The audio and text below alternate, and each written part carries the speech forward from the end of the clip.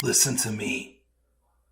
If there was a wise man who would ever think of this, they would say in order to be superior to the man, you've got to be the man.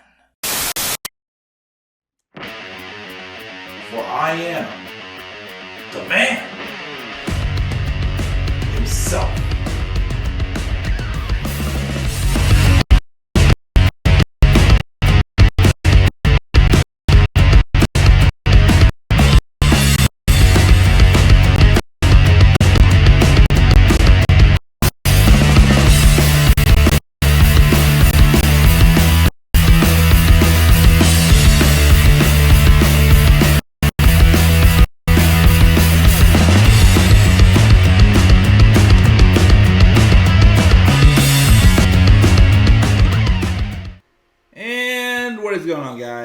How y'all doing tonight? It's Saturday evening. This is the Club of the Man 1993. And unfortunately, SmackDown did not light the world on fire for me like Raw did. So I'm not going live for SmackDown. Back to pre-recorded episodes for this review of SmackDown. We're here to talk about the August 9th, 2024 edition of SmackDown. It took place, again, this past Friday in Tulsa, Oklahoma. The fallout from Summerslam, and we're now on the road to Bash in Berlin. Make sure you also check out my card predictions I made for Bash in Berlin. The past couple haven't been so hot, and so far Bash in Berlin's card hasn't been super hot either, so I'm hoping to get those views up a little bit.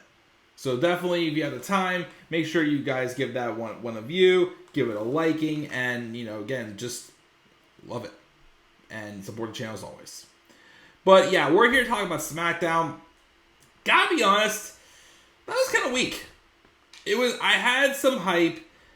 It was advertised for Roman Reigns to be on the show. First time he's been on SmackDown since before WrestleMania. And I'm not gonna lie, even that kind of disappointed me as well. It was a very bland and skippable episode of SmackDown. Again, not a lot really going on SmackDown. It's just, again, as I keep saying, SmackDown is just full of a lot of talents that don't really have good mashups. Like, Cody Rhodes can literally probably be almost anybody on the SmackDown roster right now, in my opinion. LA Knight doesn't really have too many opponents for him for his United States Championship. Again, it's just, the depth's not there. There's a lot more stars on SmackDown that just aren't really finding their purpose. That are still, trying to shut out the cobwebs for whenever Vince McMahon ruined them when he briefly came back at the beginning of 2023. Again, it's like they're struggling more to find their spots. And I don't know if it's because maybe they need to work with more people who already have kind of gotten their momentum back. Or again, if it's just the case where it's like there's only so much Triple H can do to try to save them, and it's just not working out. Which may very well be the last guess, if I'm guessing. But yeah, not much happened. The only match that really got set up for sure was the match for the Universal Championship. And that's Cody Rhodes giving Kevin Owens a title shot.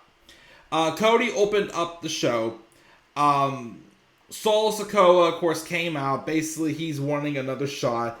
And then Cody basically tells you couldn't get the job done on his own. And you also got Jacob Fatu hurt. The same SummerSlam when he set Roman Reigns on a warpath because he's cosplaying as Tribal Chief. And then, of course, Sikoa tried to beat down Cody Rhodes 3-on-1. Jacob Fatu was not there. Tonga Loa and Tama Tonga were, though. They were holding the belts, which Tama Tonga apparently doesn't know how to hold a title belt also. Kevin Owens came out of nowhere and brought chairs. And it scared away the Bloodline 3-on-2. And then Cody Rhodes then wants to give Kevin Owens a shot for the Universal Championship, the Undisputed title, at Bash in Berlin. to where Kevin Owens is like, I appreciate it, but I can't because I have not done anything to earn this title shot. But Cody's like, I'm going to talk to Nick Aldis, and he's going to change it. He's going to make it official. Which, of course, it happens, and Kevin's like, I can't take this. Of course, then, obviously, Nick Aldis did kind of play some mind games and said, fine, I was going to talk with Roman Reigns about giving him a rematch. To which Owens said, Owens just went off about how you should be giving Roman Reigns any title matches. Doesn't care how many days he had a title. And then he basically just accepted the match. And it's like, they did that just, of course, to get Owens to just go with the match pretty much. We'll see where that goes. I don't know. Again, I'm one person who definitely believes, I think it's cardinal sin that Kevin Owens has not had a singles title since 2017. He should have definitely been a multiple-time world champion, I believe, but it hasn't happened, and he finally got a title last year with the tag titles, but still, he's a much bigger deal, I feel like. But sadly, I don't think he's beating Cody Rhodes at Bash in Berlin. Not gonna lie, it would be cool to see KO get a singles title again, but we'll see what this story does for sure. It might be just a filler match, or they probably didn't want to give Cody as big of an opponent because the main event will probably be the match with Gunther and Randy Orton, since we are in Germany. The whole country of Gunther, so I'm fine with that, but we'll see where this goes. I don't expect a lot from it, but could be something, you never know. A-Town Down Under had a match against the Street Profits with B-Fab, who also, it looks like they definitely are moving forward without Bobby Lashley. Bobby Lashley's contract does expire. I don't think he actually said he's definitely leaving, but he made some comment on a recent interview he had where he did mention that he felt like he was utilized better under Vince McMahon and not so much Triple H. He really hasn't sat down to get to know Triple H like he got to know Vince, he claims. Which, again, it can happen. Again, I don't expect Triple H to be able to save everyone, although, in all honesty, I did think Bobby was booked pretty well when Triple H took over in 2022, and he had that run with the United States Championship. I thought that was a very strong booking of him in that position. But then, of course, and I also like where they were going with him in the Street Profits. But then that all changed randomly. They went from heels to faces again. I'm not sure why, but I don't know. Again, I know like him and MVP, they wanted to bring back Hurt Business. Triple H was up to it, but then Vince came back and it got scrapped. Then Shelton Benjamin got released. So, to be honest, though, I'll be honest. Bobby Lashley doesn't really have anything else to prove, I feel like, in WWE. Another world title run? Maybe. But, again, he got the world title. Had a solid 6-month reign with it, I thought. I still wish we would have gotten a conclusive finish to his feud with Brock Lesnar, though. That got blown. But then again, Vince got involved, so that's probably why that blew up in smokes. But yeah, I'm not going to lose sleep over Bobby Lashley leaving. I'm pretty sure he is looking to go elsewhere because right now, there's really no room for him in the main event scene right now.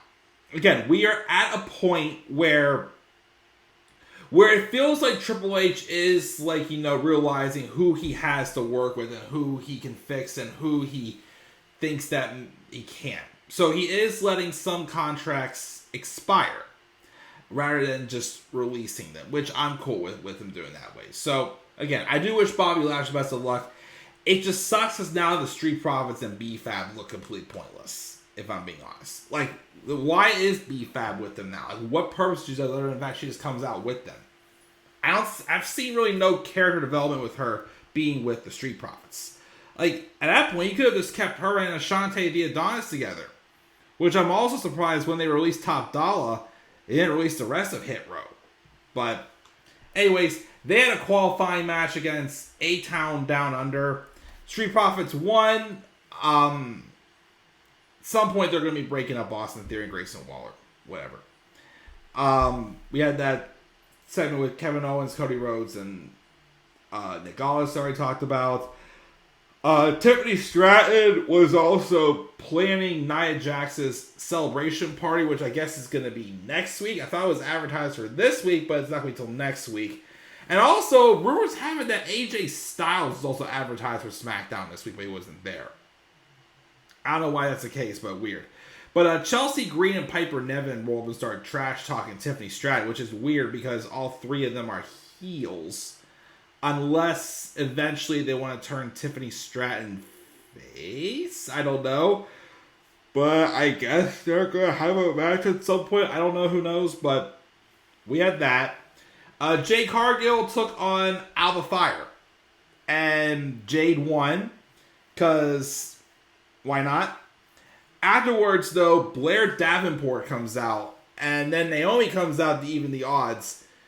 Set up for an eventual 6-woman tag match. I'm confused as to why they have Blair Davenport all of a sudden teaming up with the Unholy Union.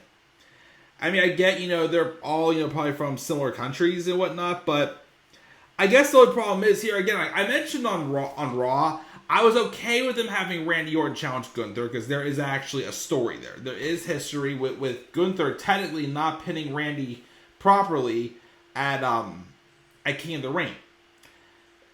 And then I get why they had Awesome Truth and A-Town Down Under, because they had that incident with Jelly Roll and Summerslam. Of course, there was something where they said, I guess Adam Pearce made Nick Aldis a deal, but there was nothing really returned on this show.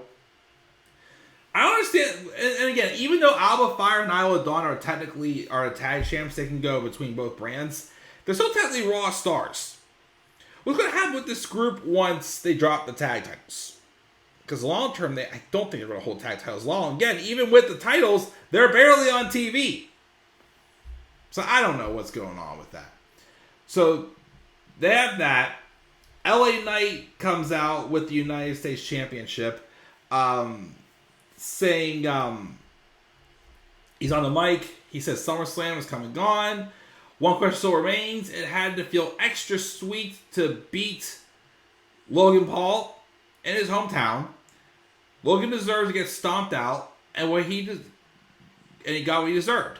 And the only thing he cares about is that he stood on the stage not too long ago and told us we call him champ. And at last, it has arrived. Then Santos Escobar comes out and starts talking trash. And it sets up for a number 1 contenders match between him and Andrade for the United States Championship. And kind of surprised, but again, Santos won. One, of course, because of Carmelo Hayes' interference. I guess they're continuing the feud with him and Andrade. Sure. But Santos wins. Again, I like Santos. But I'm not going to lie, Santos shouldn't feel like a first title defense where you're defending against someone who's not going to win to give you a victory. I don't know. I like Santos, but Legado del Fantasma, again, has just become a low-card act. And it's kind of brought down Santos, too. So, that's a little meh and whatnot. A-Town Down Under confronted Nick Aldis, complaining about the way they've been treated, and then somehow Austin Theory gets Grayson Waller a match against Kevin Owens last week. For next week? How many more times is Kevin Owens gonna fight A-Town Down Under? Seriously, I'm sick of those two fighting. But then we had a second qualifying match for the tag titles. The winner faces the Street Profits this week, and the winner faces the Bloodline for the tag titles. DIY versus Pretty Deadly. DIY, of course, do win. Don't care about Pretty Deadly, so they'll face the Street Profits next week.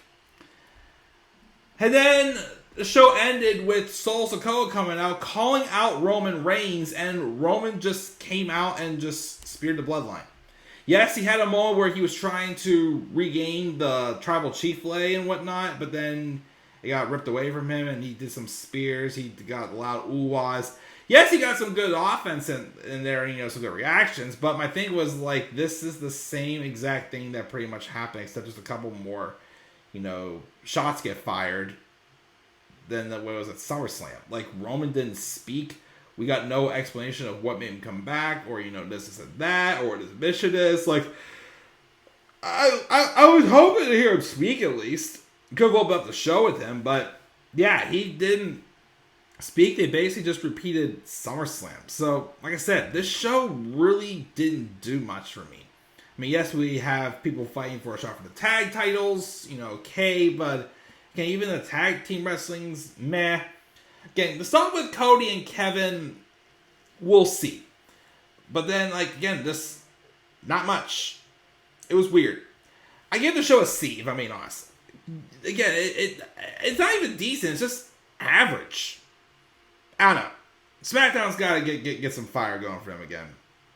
We'll see what happens when they move to the USA, which is in a couple of weeks. So, that's all I got to say about SmackDown. Not much to say. Very meh show. Gave it a C. What are your guys' thoughts on SmackDown this week? Give your guys' thoughts down in the comment section below. Be sure also, as always, to slap a like on the video and subscribe for more content on my channel. You may also follow me on Twitter as well, The Club of the Man 93, and also on TikTok and Instagram at The Club of the Man 1993. Until guys, I'm checking out. I'll catch y'all later. And do not forget, in order to be superior to the man, you've got to be the man. For I am the man himself. And that is not just an opinion, my friends. That is a fact of life. Yeah!